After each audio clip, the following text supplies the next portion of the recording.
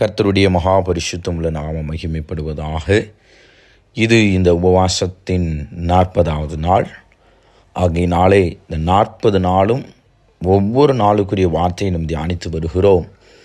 இந்த நாளிலும் கூட இயேசு நமக்கு சிந்தின இரத்தத்தின் ஆசீர்வாதங்களை நாம் தியானிக்க கேட்க போகிறோம். முதலாவது, இயேசுவின் இரத்தம் நமக்கு மீட்பை தருகிறதாயிருக்கிறது.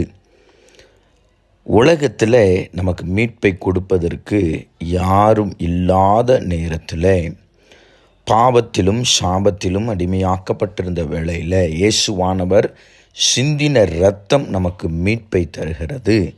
இரண்டாவது, இயேசுவின் இரத்தம் நமக்கு சமாதானத்தை தருகிறது.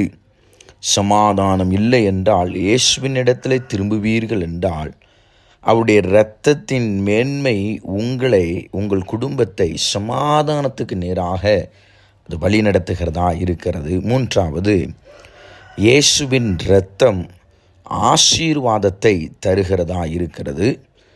என்னென்ன காரியத்தில் நீங்கள் குறைவுள்ளவர்களாக இருக்கிறீர்களோ அந்த குறைவுகளிலே கர்த்தர் தமது ஆசீர்வாதத்தை உங்களுக்கு அவர் கொடுக்க அவர் போதுமானவராக இருக்கிறார். 3 காரியங்கள். முதலாவது, இயேசுவின் இரத்தம் மீட்பை தருகிறது. இரண்டாவது, இயேசுவின் இரத்தம் சமாதானத்தை தருகிறது. மூன்றாவது, இயேசுவின் இரத்தம் ஆசீர்வாதத்தை தருகிறது.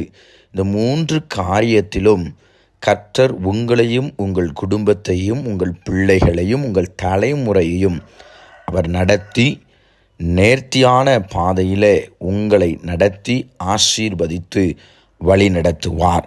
1 கொரிந்தியர் 1:18 சொல்லப்பட்டது போல, சிலுவையை குறித்த உபதேசம் கெட்டுப்போகிறவர்களுக்கு பைத்தியமாக இருக்கிறது, ரட்சிக்கப்படுகிற நமக்கோ அது தேவ பலனாயிருக்கிறது.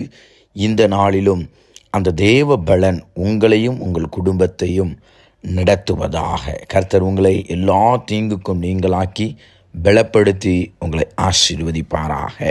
ஆமென்.